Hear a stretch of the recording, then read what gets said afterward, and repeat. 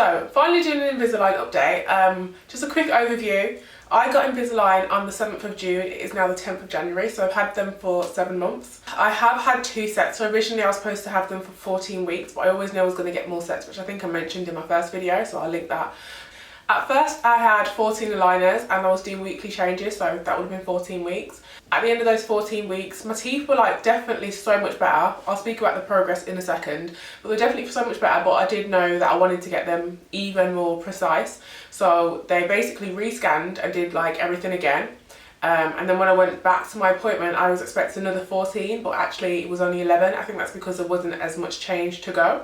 During my first set of 14, none of my attachments came off. I'm not sure how many attachments I've got, to be honest, but none of them came off. When I got my second set, two on the first front tooth, both broke. Like, they didn't completely come off, but they broke in half. So that was really annoying.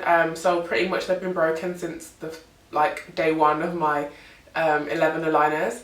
I did actually go to an appointment, but he was basically saying because it's still, like, the attachments are there to move your teeth, but because he could tell that my teeth were still moving based on how my aligners were fitting, etc., he said it's fine, you could just carry on. So this is going to be a really quick update. So in terms of progress, I'm going to put some progress comparisons in from the beginning to now. There is a drastic difference, I'm not going to lie. So my bottom teeth were very back and forth, back and forth. I'm not sure if I've got pictures before my first Invisalign appointment, but basically they had to file my bottom teeth to make space for the movement to kind of come together. But that meant that my teeth were like, they looked like shark teeth when I first got Invisalign. Oh, just to note, my second set of aligners that I got, I had 11 as I mentioned. I actually am on my 11th, so this is the end of my treatment. There are a few teeth that are a little bit more problematic than others. My top teeth are a lot more problematic than my bottom teeth. The bottom teeth kind of just moved into place pretty easily.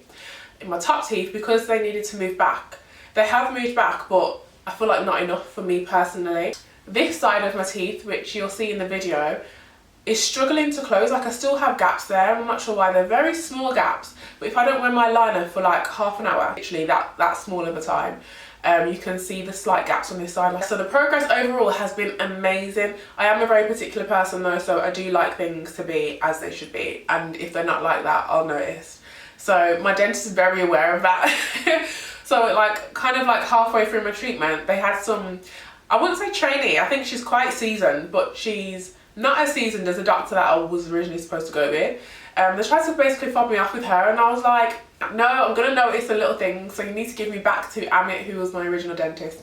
Luckily, I am back with Amit. If they try and give me back to the other lady, I'm going to have to say something, because Amit gets me. Amit gets that I'm particular, and Amit gets that this is purely for cosmetic purposes, whereas the other dentist, she might, I don't think she's really, the girls that get it, and the girls that don't. I'm actually a spoiled brat, it's ridiculous. So, touching on pain quickly, because I feel like this is a topic that a lot of people want to know about. The first 4 aligners, I would say, was painful for the first couple of, like, 2 to 3 days when you first put them in, but then after that it fades away and it's fine. But even that pain is really not that bad. Like, it's not anything unbearable. You might struggle to eat something that's like really hard, like maybe biting into a hard sweet, but it didn't stop me from eating any of my normal foods that I would usually eat. And it wasn't pain to a point where I felt like I needed to take any painkillers or anything like that. Like, it's very manageable. I didn't find it that painful. They do get a little bit sore, but other than that, it was fine. However, for me, past like the 4th week, there was literally no pain whatsoever. Like, now when I change my liners, there's just no pain at all. Like, I might feel a slight ache, but when I say ache, it's not because it's like achy pain, it's more my teeth have moved, so there's like a sensation, but it's really not painful. Like, I can't stress that enough, it's really not painful anymore at all. I barely notice if I've even changed my liners, to a point where halfway through my treatment, I remember calling the dentist and being like, I don't think these are working anymore because I can't feel the change. But the dentist basically just told me that because my mouth, my gums and stuff are used to the movement, I'm not going to notice it as much, and that was definitely true. In addition, he also mentioned that my movements weren't that significant. So some people's aligners, their teeth might have to shift quite a lot throughout their treatment, but my changes were only small little changes, so that might have contributed to why I experienced significantly less pain than others claim to experience. In terms of my baby tooth is still in. And if my dentist was to bet money, he would have bet money that my tooth would have fallen out by now. But every time I go, he's like, how is that still in? I have no idea. But my tooth is still intact, and if anything, At first I used to like try and bite down on the little chewy things that they give you to try and push your liners on more, and it used to feel painful. Like it used to feel like, oh, I can't bite down too hard on that because the tooth might fall out. Now it feels even more secure than it did in the beginning. I'm glad that it didn't fall out, I'm not gonna lie, because gappies you can't run. Especially because realistically, as you're supposed to wear your liners for 22 hours a day, 20 to 22 hours a day. You get lazy. There has been multiple days where I haven't worn it all day and I've literally only worn it in the night time to go to bed. And your teeth do move a lot in that time. Like if you don't wear your retainers for a few hours, you're gonna know. Like you're gonna visually see it, and when you put your liners back on, they might not even fit properly. That's happened a few times, but one of the solutions you were saying if my baby tooth fell out was to kind of just paint the aligners so that when they're in, it looks like I've got a baby tooth. But I wasn't wearing my retainers that much, so I can't really bank on painting the retainer. So I'm glad that it didn't fall out.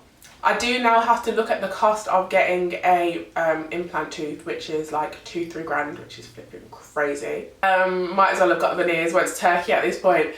That would mean that I'm not going to have a tooth for a couple of weeks, because I think first they put a screw in there and you have to give it a few weeks before you can put the actual tooth on, I believe. I think that's how the procedure works. Also, when I do smile, I can tell that I've got a baby tooth, whereas before I didn't notice because my teeth were just a mess.